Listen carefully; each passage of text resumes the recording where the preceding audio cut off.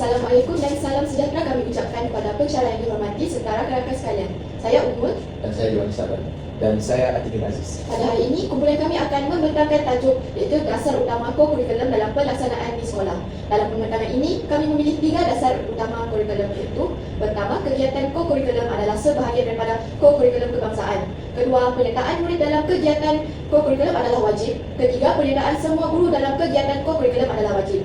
Sebelum kami meneruskan pembentangan ini, izinkan saya menjelaskan halat tujuh pembentangan kami. Perbincangan ini bukan sekadar menerangkan maksud dasar tetapi juga menilai keberkesanan dalam aspek tersebut melalui aspek pro dan kontra isu pelaksanaan serta cadangan penambahbaikan yang sesuai. Hal ini penting kerana realiti di sekolah dasar yang baik tidak semestinya mudah dilaksanakan. Oleh itu, kita perlu melihat dasar ko-kurikulum bukan hanya dari sudut teori tetapi juga dari sudut amalan sebenar di sekolah. Objektif pembentangan kami adalah seperti berikut, iaitu yang pertama, menguraikan maksud, kepentingan dan matlamat tiga dasar utama ko-kurikulum yang dipilih.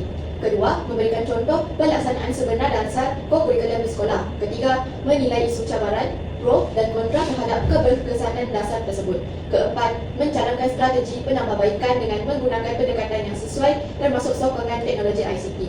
Akhir sekali, kami mengaitkan kepentingan pelaksanaan ko-kurikulum dengan pembentukan murid yang seimbang dari aspek jasmani, emosi, rohani, intelek dan sosial. Ko-kurikulum merujuk kepada kegiatan pendidikan yang dijalankan di luar bilik kerja tetapi masih menjadi sebahagian daripada proses pendidikan formal di sekolah. Ko-kurikulum merangkumi 3 komponen iaitu kelab persatuan, sukan permainan dan unit beruniform. Ko-kurikulum bukan sekadar aktiviti tambahan selepas waktu pembelajaran. Sebaliknya, ko-kurikulum berfungsi sebagai medium untuk membina kemahiran insaniah murid seperti kepimpinan, komunikasi, disiplin, kerjasama dan tanggungjawab dan keyakinan diri. Sebagai contoh, murid mungkin cemerlang dalam peperiksaan tetapi masih kurang yakin bercakap di hadapan orang ramai. Melalui aktiviti kurikulum seperti persatuan bahasa, debat, pengacaraan majlis dan unit beruniform, murid dapat membina keberanian dan kemahiran komunikasi. Oleh itu, ko-kurikulum memainkan peran yang besar dalam melengkapkan pembelajaran akademik. Dasar pertama yang kami pilih ialah kegiatan ko-kurikulum adalah sebahagian daripada kurikulum kebangsaan. Maksud dasar ini ialah ko-kurikulum tidak boleh dianggap sebagai aktiviti sampingan atau aktiviti pilihan semata-mata. Ko-kurikulum ialah sebahagian daripada sistem pendidikan yang perlu dirancang, dilaksanakan, dipantau dan dibinai secara sistematik. Dengan kata yang lain, kedudukan ko-kurikulum adalah penting seperti ko-kurikulum akademik kerana kedua-duanya saling melengkapi dalam pembangunan murid. Matlamat dasar ini adalah untuk memastikan pendidikan yang diberikan kepada murid bersifat menyeluruh, bukan sahaja berdasarkan teori di dalam kelas tetapi dapat mengaplikasikan ilmu dalam situasi sebenar. Sebagai contoh, dalam mata pelajaran sains, murid belajar tentang tumbuhan dan alam sekitar. Melalui kelab alam sekitar pula, murid boleh menjalankan aktiviti menanam pokok, menjaga kebersihan kawasan sekolah dan mengurus projek kita semula. Ini menunjukkan bahawa ko-kurikulum mempunyai hubungan langsung dengan PDP. Contoh pelaksanaan dasar ini adalah sekolah ialah penubuhan kelab STEM. Melalui kelab STEM, murid dapat menjalankan projek seperti robotik, reka cipta, eksperimen mudah dan perdagangan inovasi. Aktiviti ini menyokong pembelajaran sains, matematik, reka bentuk dan teknologi. Contoh pelaksanaan dasar ini di sekolah ialah penubuhan kelab STEM. Melalui kelab STEM, murid dapat menjalankan projek seperti robotik, reka bentuk, cipta, eksperimen mudah dan pertandingan inovasi. Aktiviti ini menyokong pembelajaran sains, matematik, reka bentuk dan teknologi. Contoh kedua ialah persatuan bahasa Melayu. Aktiviti seperti pidato, deklamasi sajak, forum, debat dan pertandingan bercerita dapat membantu murid meningkatkan kemahiran berbahasa. Contoh ketiga ialah unit beruniform seperti pengakap, kadet remaja sekolah dan bulan sabit merah Malaysia. Aktiviti seperti kawat, perkemahan, pertolongan cemas dan latihan kepimpinan dapat membentuk disiplin, keberanian dan semangat berpasukan. Contoh keempat ialah sukan dan permainan seperti bola sepak, bola jaring, badminton dan olahraga. Aktiviti ini bukan sahaja menyihatkan tubuh badan, malah mendidik murid tentang semangat kesukanan, strategi dan kerjasama dan daya tahan mental. Walaupun dasar ini sangat baik, terdapat beberapa cabaran dalam pelaksanaannya. Cabaran yang pertama ialah masih wujud persepsi bahawa ko-kurikulum kurang penting berbanding akademik. Sesetengah murid dan ibu bapa dan pihak sekolah lebih menemukan keputusan peperiksaan berbanding pelibatan ko-kurikulum. Cabaran kedua ialah kekangan masa. Jadual sekolah yang padat menyebabkan aktiviti ko-kurikulum kadang-kadang dijalankan secara terburu-buru atau tidak konsisten. Cabaran ketiga ialah kekurangan fasiliti. Tidak semua sekolah mempunyai padang yang luas, dewan yang tertutup, bilik khas dan peralatan sukan atau bahan aktiviti yang mencukupi. Cabaran yang keempat adalah peruntukan kewangan. Aktiviti seperti perkemahan, pertandingan, lawatan dan projek inovasi memerlukan kos yang tertentu. Sekolah yang mempunyai sumber kewangan yang terhad mungkin menghadapi kesulitan melaksanakan aktiviti berkesan. Baiklah, sekarang saya akan menilai dasar ini dari aspek pro dan kontra.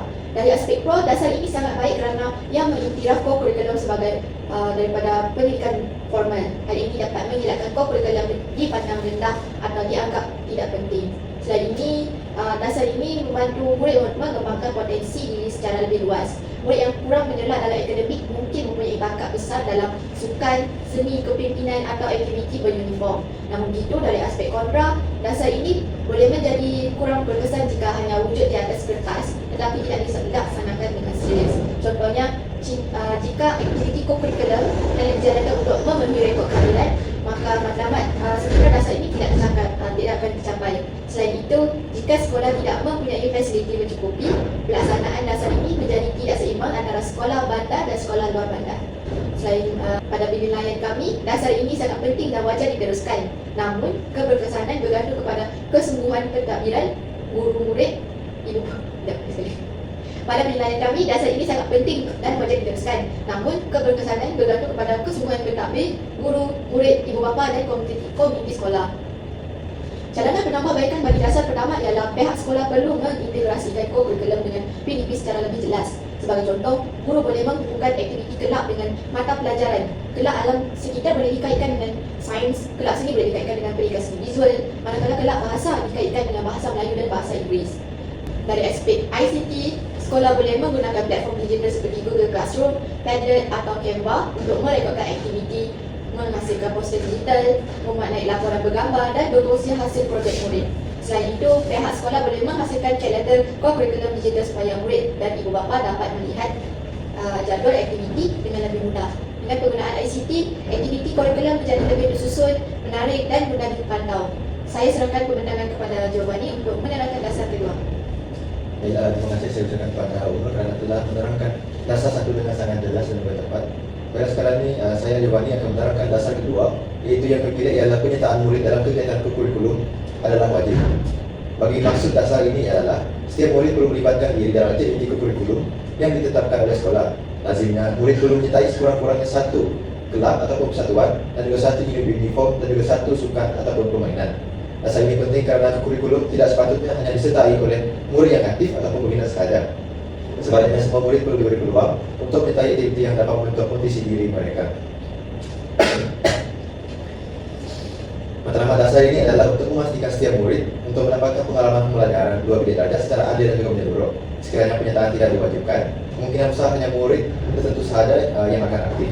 Manakala murid yang penyertaan tidak diwajibkan, kemungkinan besar hanya murid yang tertentu sahaja yang akan aktif. Manakala murid yang pemalu, kurang yakin yang terukur motivasi akan terus tersisih. Baiklah, yang seterusnya adalah tentang kepentingan dasar yang kedua. Kepentingan dasar ini adalah dapat kita lihat pada beberapa aspek. Itu yang pertama, dasar ini dapat membina disiplin murid. Contohnya, apabila murid diwajibkan untuk hadir aktiviti kurikulum, mereka akan belajar cara-cara untuk menguruskan masa, mematuhi jadual dan juga bertanggung jawab terhadap komitmen yang telah dipilih.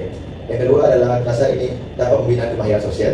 Dalam aktiviti kurikulum, murid dapat berinteraksi dengan rakan-rakan daripada kelas ataupun tahap yang berbeza. Hal ini dapat membantu mereka untuk belajar cara-cara untuk bekerjasama, betul ansur dan juga menghormati orang lain. Yang ketiga adalah dasar ini dapat membantu untuk mencukui bakat yang tersembunyi dalam seseorang terpondok. Ketiga, dasar ini dapat membantu untuk mencukui bakat murid. Ada setengah murid yang tidak mengetahui potensi diri mereka sehingga mereka diberi peluang untuk mencuba sesuatu yang baru. Contohnya, murid yang pada awalnya pasif mungkin akhirnya menjadi seorang pemimpin pasukan kawal kaki ataupun atlet sekolah. Yang keempat adalah dasar ini dapat menyokong pembentukan sasiak. Melalui aktiviti seperti gotong royong, perkemahan, dan dengan juga projek community, murid dapat belajar nilai tanggung jawab, pimpinan, kerjasama dan juga ketahanan diri.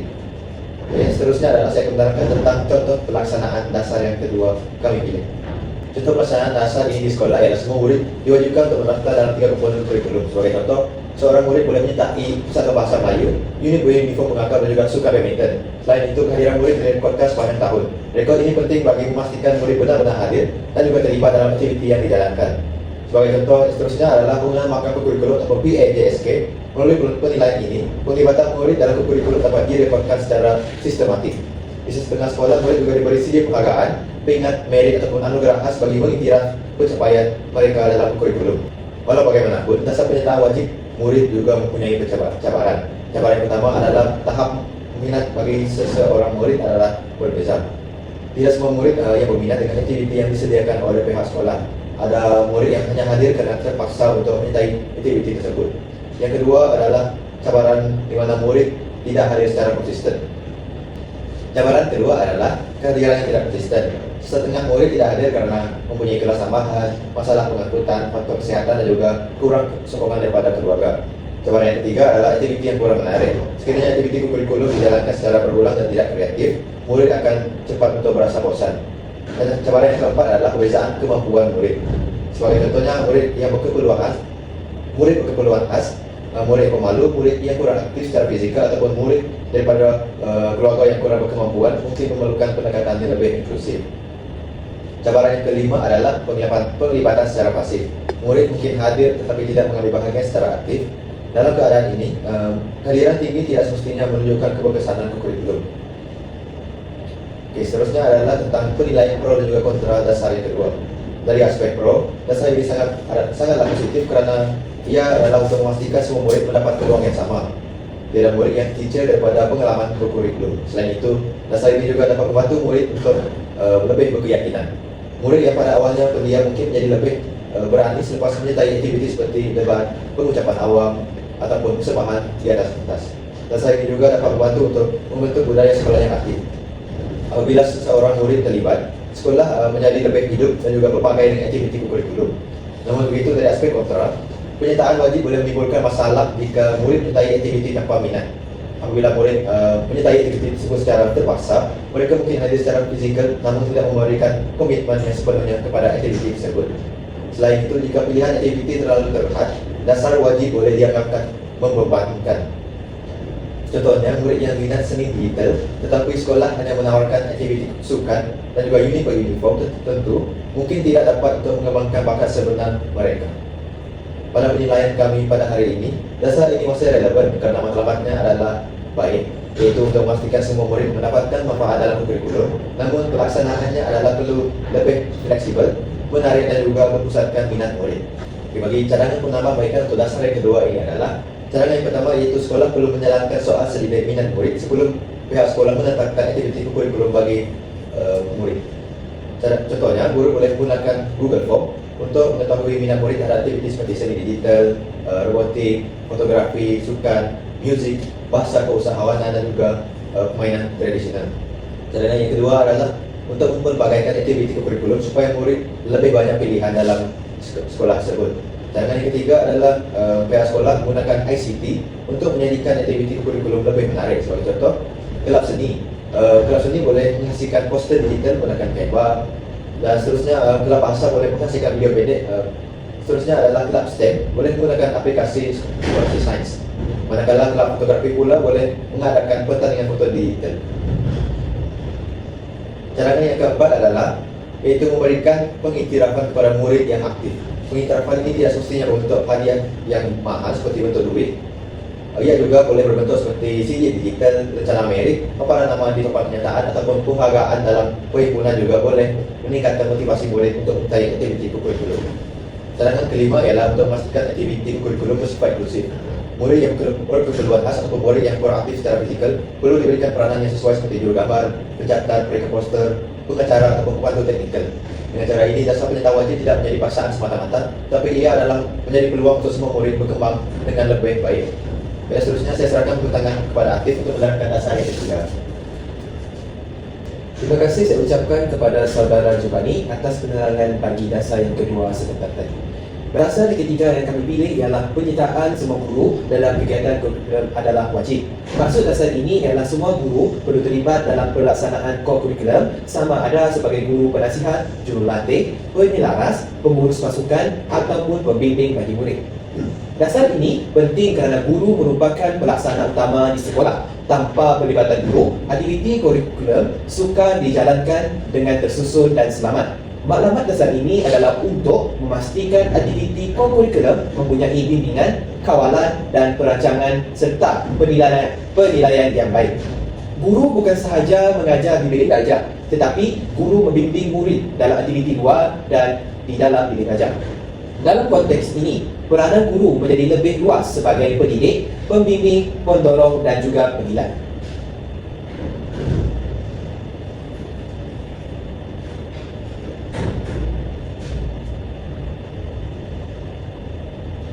Bagi kepentingan untuk dasar yang ketiga ini, iaitu kepentingan dasar tiga ini kita dapat lihat daripada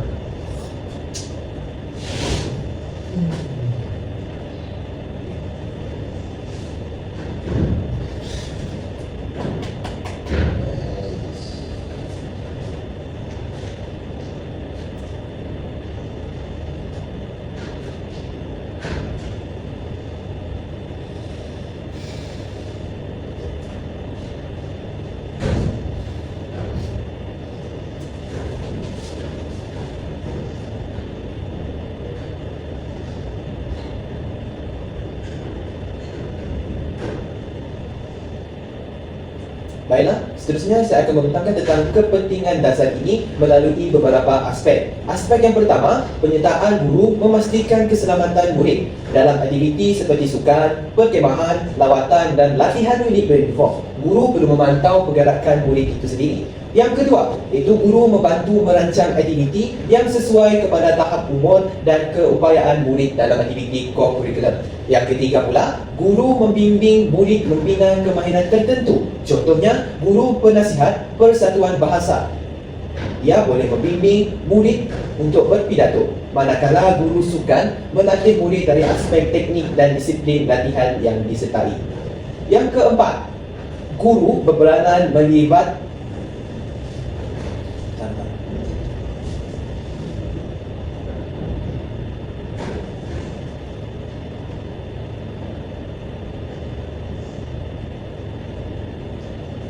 Yang keempat, guru berperanan menilai penglibatan.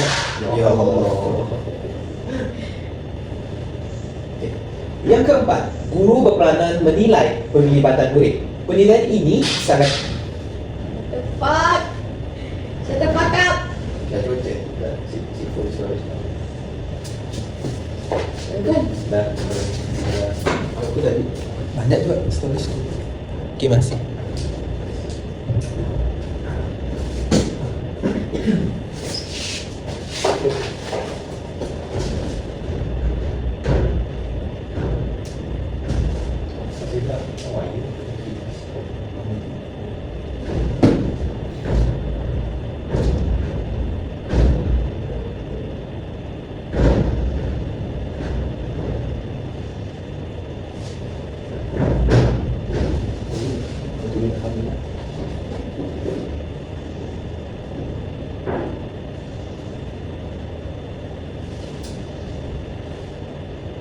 Yang keempat, guru berperanan menilai penglibatan murid. Penilaian ini sangat penting supaya penyertaan murid tidak hanya berdasarkan kehadiran, malah juga komitmen, pencapaian, kepimpinan dan sumbangan mereka. Dan yang terakhir, penglibatan guru dapat mewujudkan hubungan yang lebih rapat antara guru dan murid itu sendiri. Melalui co-curriculum, guru dapat menilai potensi murid di luar pencapaian akademik mereka. Seterusnya, contoh pelaksanaan dasar yang ketiga ini ialah guru dilantik sebagai guru penasihat kelab dan persatuan. Sebagai contoh, guru bahasa Melayu boleh menjadi penasihat Persatuan Bahasa Melayu. Guru sains boleh menjadi penasihat kelab STEM dan guru pendidikan jasmani boleh membimbing sukan-sukan di sekolah. Contoh yang kedua, guru mengurus pasukan dalam pertandingan. Guru bertanggungjawab menyediakan latihan, borang penyertaan, pengangkutan, keselamatan dan kebajikan semua murid. Contoh yang ketiga yang kita boleh lihat ialah guru menjadi jurulatih dan Contoh yang ketiga ialah guru menjadi jurulatih atau facilitator bagi aktiviti unit beruniform seperti kawan kaki, perkemahan dan latihan kepimpinan. Contoh yang terakhir yang kita boleh lihat ialah guru menggunakan platform digital untuk merekodkan kehadiran murid, merekodkan markah dan merekodkan laporan aktiviti co-curriculum mereka. Seterusnya, saya akan menerangkan tentang isu dan cabaran bagi dasar yang ketiga ini. Walaupun dasar ini penting, terdapat beberapa cabaran yang besar.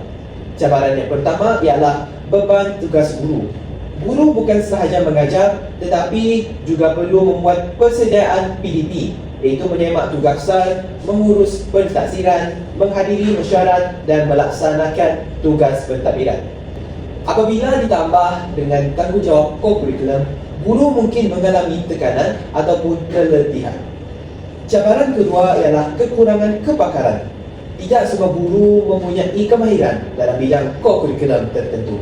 Contohnya, guru yang tidak pernah mengikuti latihan kaul kaki mungkin menghadapi kesukaran untuk membimbing murid beruniform dalam kawat kaki.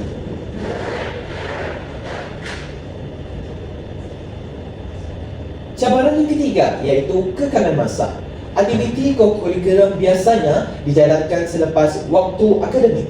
Ini boleh menjejaskan masa rehat guru dan murid itu sendiri. Cabaran yang keempat ialah kurang sokongan atau periktirafan. Ada guru yang bekerja keras dalam co-curriculum tetapi sumbangan mereka kurang dihargai. Daripada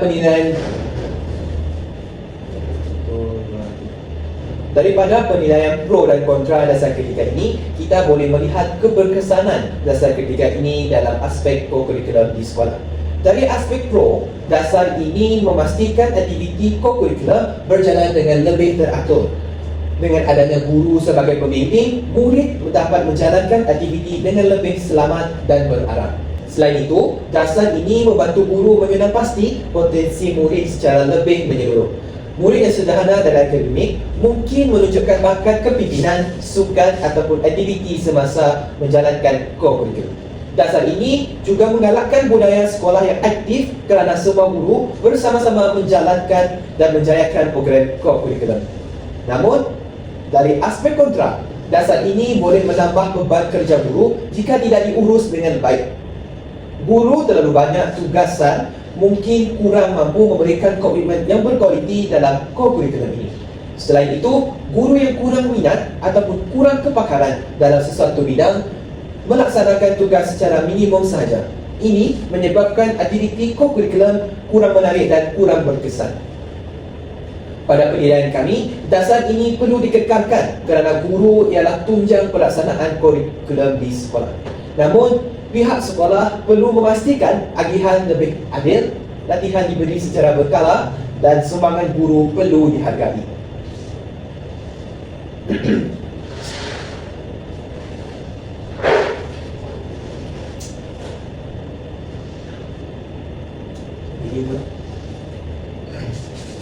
Seterusnya, cadangan penambahbaikan bagi dasar yang ketiga itu. Cadangan yang pertama iaitu pihak pentadbiran perlu membahagikan tugas co-curriculum secara adil dan seimbang. Jadi, guru boleh diberi tanggungjawab berdasarkan minat, kemahiran dan pengalaman mereka sendiri. Contohnya, guru yang mahir dalam seni digital boleh membimbing kelab multimedia, manakala guru yang aktif bersukan boleh membimbing pasukan sukan sekolah itu. Cadangan yang kedua ialah menyediakan latihan kepada guru. Latihan ini boleh berbentuk bengkel, khusus dalaman, perkongsian amalan terbaik atau kolaborasi dengan agensi luar. Cadangan ketiga ialah mengurangkan beban tugas perkeranian guru supaya dapat memberi tumpuan yang sepenuhnya kepada peranan membimbing murid. Cadangan yang keempat ialah menggunakan ICT dalam pengurusan co-curriculum. Contohnya, sekolah boleh menggunakan Google Sheet untuk merekod kehadiran, Google Drive untuk menyimpan laporan aktiviti, Telegram atau WhatsApp untuk berkomunikasi rasmi dan Canva digunakan untuk menghasilkan bahan promosi bagi aktiviti co-curriculum. Cadangan yang terakhir iaitu memberi penghargaan kepada guru. Penghargaan boleh diberikan dalam bentuk sijil, anugerah guru co-curriculum aktif, markah prestasi ataupun pengiktirafan semasa majlis sekolah. Dengan segi ini, penyertaan wajib guru tidak dilihat sebagai beban semata-mata, tetapi sebagai peluang untuk membina murid secara holistik. Baiklah, terima kasih diucapkan kepada rakan-rakan sekalian atas ucapan tersebut. Jika kita menilai kepada ketiga-tiga dasar ini secara menyeluruh, dapat dilihat bahawa setiap dasar saling berkaitan. Dasar yang pertama menetapkan kedudukan co-curriculum sebagai sebahagian daripada co-curriculum kebangsaan. Dasar yang kedua memastikan murid terlibat secara lebih menyeluruh. Dasar yang ketiga pula memastikan guru memainkan peranan sebagai pelaksana dan pembimbing. Dari sudut pro, tiga-tiga dasar ini sangatlah penting kerana ia dapat melahirkan murid yang seimbang, berdisiplin, berkemahiran sosial dan juga mempunyai jati diri. Namun daripada sudut kontra, dasar ini boleh menjadi kurang berkesan sekiranya pelaksanaannya hanya bersifat formaliti. Sebagai contoh, murid yang hadir tetapi tidak aktif, guru yang terlibat pula menjadi terbeban, aktiviti yang dijalankan tidak berkualiti. Maka dasar yang baik perlulah disokong dengan pelaksanaan yang realistik. Oleh itu, keberkesanan dasar kokurikulum tidak hanya bergantung kepada arahan wajib. Sebaliknya, ia bergantung kepada perancangan aktiviti, sokongan pentadbir, kreativiti guru, minat murid dan kemudahan sekolah serta penglibatan ibu bapa. Pada pandangan kami, kokurikulum akan lebih berkesan apabila semua pihak ini memahami bahawa kokurikulum bukan sekadar aktiviti tambahan, tetapi medan pembentukan karakter murid itu sendiri. Baiklah, ketiga-tiga dasar ini adalah berkait rapat dengan pembangunan murid.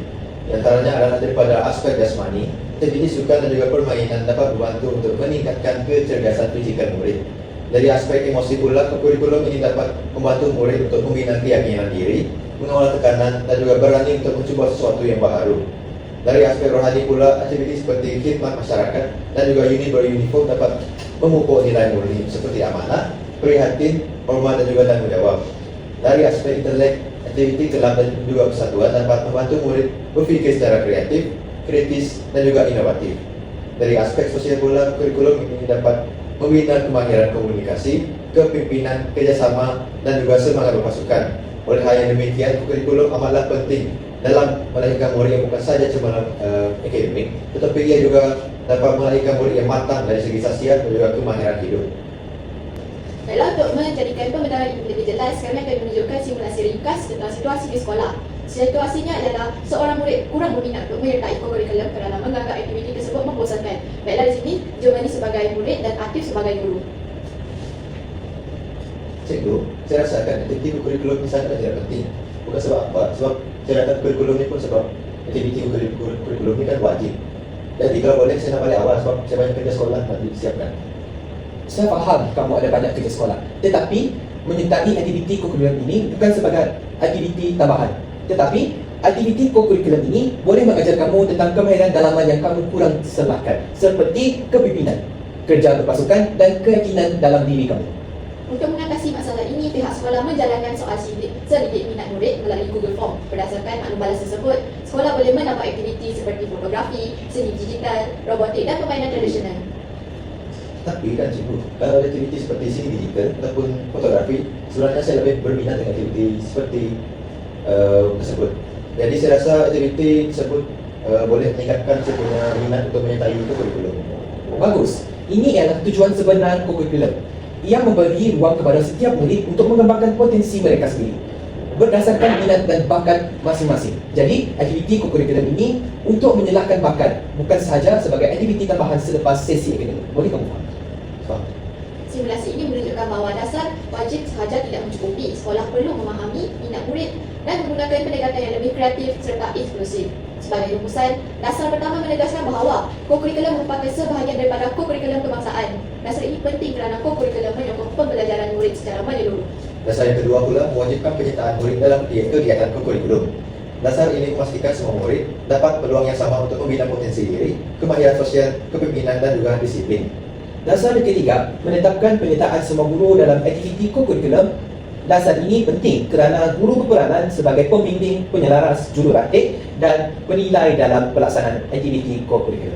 Melalui penilaian pro dan kontra, kami mendapati bahawa ketiga-tiga dasar ini mempunyai matlamat yang baik. Namun, cabaran seperti beban guru kerana minat murid, kekurangan fasiliti dan pelaksanaan yang tidak konsisten perlu diberi perhatian. Oleh hal yang demikian, strategi penambahbaikan seperti penggunaan ICT, kepelbagaian aktiviti, latihan guru, pengiktirafan, soal selidik minat murid dan juga sokongan komuniti hendalah dilaksanakan bagi meningkatkan minat murid dalam menyertai aktiviti kokurikulum. Jadi kami menyimpulkan bahawa kokurikulum bukan sekadar aktiviti di luar bilik belajar.